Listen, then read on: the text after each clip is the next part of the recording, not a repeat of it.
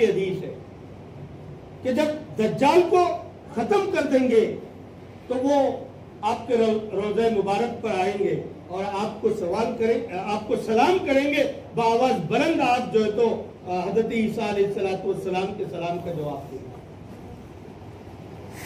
آپ کا نکاح بھی ہوگا شریعت محمدی کے مطابق, آپ کی اولاد بھی ہوگی, اور پھر جو ہے تو موت کے فرشتے کے ذریعے سے آپ اس دنیا سے رحلت فرمائیں گے اور آپ کی قبر مبارک میرے اور آپ کے آقا حضرت محمد صلی اللہ علیہ وسلم کے پہلو میں بنے. یہ سعادت 1,24,000 انبیاء میں سے صرف حضرت عیسیٰ علیہ السلام کو اللہ پاک نے عطا فرمایا.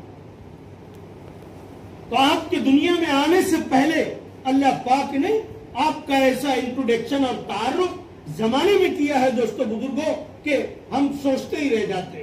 ایسی عظیم ترین ذات, ایسے عظیم ترین نبی جس پر اللہ پاک نے نبوت کو ختم فرما دیا.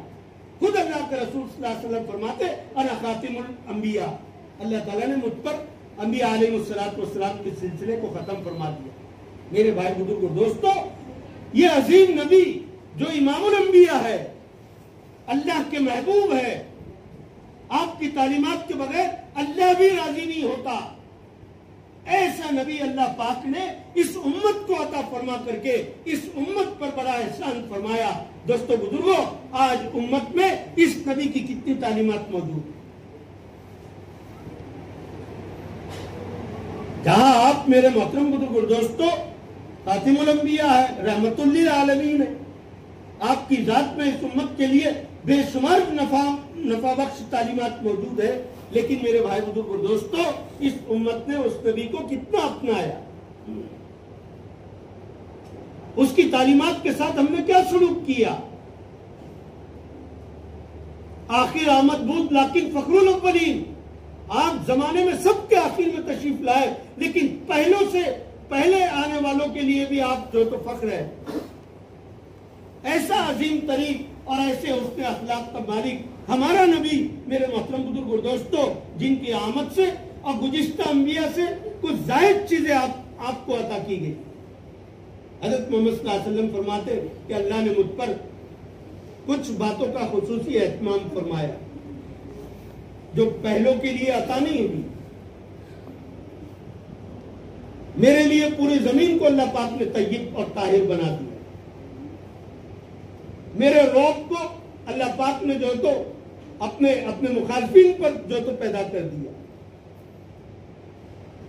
6 باتیں اللہ تعالیٰ نے ایسی آپ کو عطا فرمائی جو گزشتہ انبیاء علیہ السلام کو عطا نہیں کی گئی. اس میں سے یہ رعبدار ہونا, 1 مہینے کی مسافت پر اگر دشمن ہے تو رسول اکرم صلی اللہ علیہ وسلم کا رعب ان پر ایسا چھا جاتا تھا کہ دوستو بزرگوں ہمت نہیں کرتے.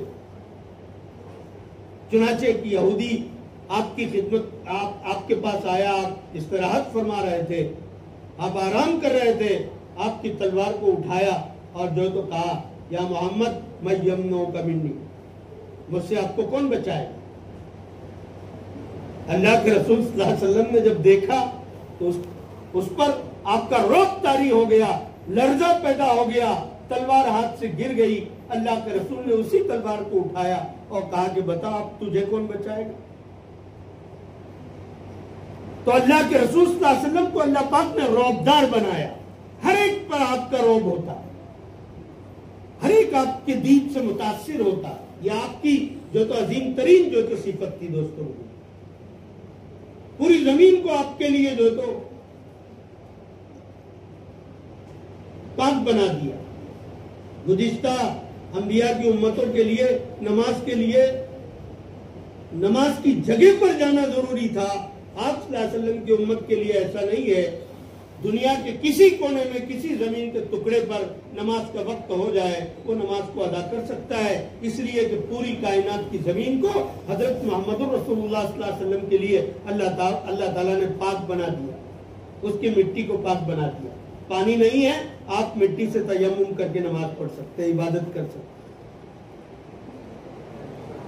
اور باقی بہت 4 اور چیزیں جس کے بیان کرنے کا اس وقت موقع نہیں. اصل مدعے کی بات یہ ہے کہ یہ ربیع الاول کا مہینہ, اس میں آمد مصطفیٰ ہوئی ہے. اور رخصت مصطفیٰ بھی ہوئی ہے. حضور صلی اللہ علیہ وسلم اسی مہینے میں رحلت فرما گئے.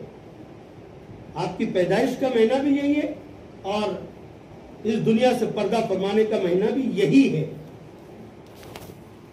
آپ آئے، برکتیں آئی، فضیلتیں آئی، اس امت کی جہالت ختم ہوئی، تاریکی کی گھنگور گھٹاؤ سے نکال کر کے آپ نے جو تو ایمان کی روشنی کی طرف، ہدایت اور رشد و ہدایت کی طرف جو تو امت کو گامزن کیا. یہ آپ کی برکت کا سب سے بڑا کرشمہ ہے. صحابہ کرام رضوان اللہ تعالی علیہم اجمعین کی زندگی میں رسول اکرم صلی اللہ علیہ وسلم کی کامل تعلیمات جو تو موجود تھی. اس لیے اللہ کے رسول صلی اللہ علیہ وسلم نے فرمایا اصحابی کالنجوم، میرے صحابہ ستاروں کے مانند روشن ہے. اقتدیتم اہتدیتم، ان میں سے تم کسی ایک کی جو تو اقتدا کرو گے ہدایت پا جاؤ. ہماری زندگیاں کیا ہے دوستوں؟ اور دنیا میں آپ کے آنے کا مقصد کیا تھا؟ آپ آئے اس مبارک مہینے میں، آپ کی آمد کا مقصد کیا تھا؟ آپ کے آنے کا جو عظیم ترین مقصد تھا اور آپ پر وہ ختم ہونے والا تھا، اس لیے کہ آپ خاتم الانبیاء ہے، آپ کے بعد کوئی نبی نہیں آئے گا. اس عمارت کی بنیاد اللہ تعالیٰ نے حضرت آدم کے ذریعے سے رکھی تھی. تمام انبیاء علیہ الصلوۃ والسلام اس عمارت کی اینٹیں ہیں، اور آخری اینٹ میرے اور آپ کے آقا حضرت محمد رسول اللہ صلی اللہ علیہ وسلم، جن پر نبوت کو اللہ پاک نے ختم کر دیا. آپ کے آمد کا مقصد یہ تھا کہ بندوں کو بندوں کی غلامی سے نکال کر اللہ کی غلامی میں پہنچایا جائے، شرک اور کفر کا خاتمہ کیا جائے، مزمرات کا خاتمہ کیا جائے، سنگیت کو نابود کیا جائے، عدل و انصاف کی حکومت کو قائم کیا جائے، لوگوں کے دلوں میں بھائی چارہ، امن اور شانتی اور بھائی چارے کو رواج دیا جائے. وہ ساری چیزوں سے آج زمانہ خالی ہے. زمانے کی بات تو بہت دور ہے جو حضرت محمد رسول اللہ صلی اللہ علیہ وسلم